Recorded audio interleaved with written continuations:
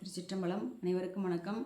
இந்த பதிவில் நாம் அப்பர் சுவாமிகள் அருளி செய்துள்ள 5ஆம் திருமுறையில் உள்ள 39வது திருப்பதிகத்தின் 8வது திருப்பாடலை சிந்திக்க இருக்கின்றோம். திருச்சிற்றம்பலம்.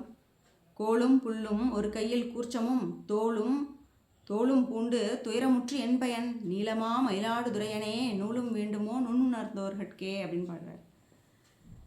இந்த பாடலில் என்ன திரண்ட கருத்து அப்படி என்னன்னு பார்த்தோம் அப்படின்னா, பெருமானை பற்றி நமக்கு அந்த மெய்ப்பொருளாகி அந்த பெருமானை நாம் உண்மையாகவே உணர்ந்து விட்டோம். அன்பின் காரணமாக அந்த பெருமானை பற்றியே நாம் உண்மையாகவே உணர்ந்து விட்டோம் அப்படின்னா நமக்கு இந்த சாதனங்கள் எல்லாம் நமக்கு தேவையில்லை, நூலினால் கிடைக்கக்கூடிய அறிவு கூட நமக்கு தேவையில்லை அப்படிங்கிறார். ஏன்னா அந்த தியான நிலைமையில் பெருமானுடன் ஒன்றிய சிந்தையில் பெருமான் மீது அந்த அன்பை மட்டுமே மூலதனமாக கொண்டு நாம் ஒரு வழிபாடை செய்தோம் அப்படின்னா பெருமானை உணரும் அந்த ஒரு பேர் நமக்கு கிட்டிவிட்டால் நமக்கு இதெல்லாம் தேவையில்லை. எது அப்படின்னா இந்த எப்போவுமே தோத்திரம் பண்ணுறது, பாடுறது, இந்த முறையான அந்த இதெல்லாம் செய்வாங்களா, விரதங்கள் இருக்கிறது, பெரிய பெரிய வேள்விகள் செய்கிறது, இதெல்லாம் கூட தேவையில்லை அப்படிங்கிற மாதிரி இந்த பாடலை அமைச்சுருக்காரு.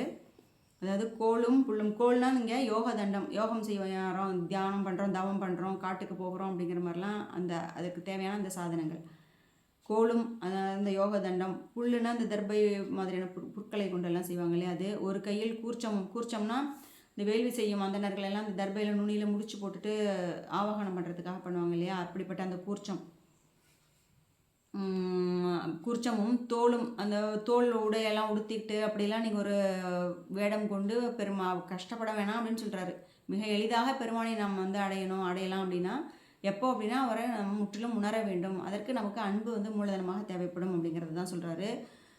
தோளும் பூண்டு துயரமுற்று என்பயன், இவ்வளோ நீங்கள் எதுக்காக கஷ்டப்படணும் பெருமானை தெரிஞ்சுக்கிறதுக்கு அப்படின்னு சொல்கிறாரு. அப்போ என்னென்னா, நீளமா மயிலாடுதுறையனே நூலும் வேண்டுமோ உணர்ந்தோர்கட்கேங்கிறாரு. நீளமா மயிலாடுதுறையனேனா பெருமானையே விழித்து சொல்கிறார். பெருமானே, உன்னை உண்மையாகவே உன்னை உணர்ந்து கொண்டவர்களுக்கு இப்படிப்பட்ட இதெல்லாம் தேவையா, நூலும் தேவையோ அப்படின்னு ரொம்ப அழகாக பாடியிருக்காரு. நூலும் வேண்டுமோ உணர்ந்தோர்கட்கே அப்படின்னு சொல்லி பாடுறாரு.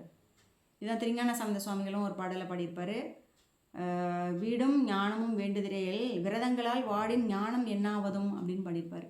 இப்போ உங்களுக்கு பெருமானம் மீது அந்த மெய்ப்பொருளை நீங்கள் உணர வேண்டும் அப்படின்னா நீங்கள் ஒரு உண்மையான அன்பு இல்லாமல் வெறுமனே போலியாக செய்யப்படும் சடங்கு சம்பிரதாயங்களை மட்டுமே நீங்கள் செய்து கொண்டிருந்தால் அதனால் எந்த பயனுமே இல்லை அப்படின்னு சொல்கிறது தான் சொல்கிறாங்க.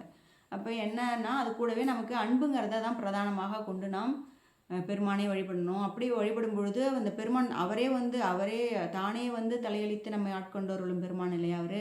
அப்படி அவரே நம்ம ஆட்கொள்வார். அப்போ நம்ம உணரச் செய்வார். அப்படிப்பட்ட அந்த ஒரு உணர்வு நமக்கு அப்படிங்கும் பொழுது இந்த மாதிரியான சடங்கு சம்பிரதாயங்கள் எல்லாம் தேவைப்படாது அப்படிங்கிறத சொல்லியிருக்காரு. திருச்சிற்றம்பலம். இத்துடன் இந்த பதிவு நிறைவடைகின்றது. நன்றி, வணக்கம். உங்களிடமிருந்து விடைபெறுபவர் கோமல் ஹேமமாலினி.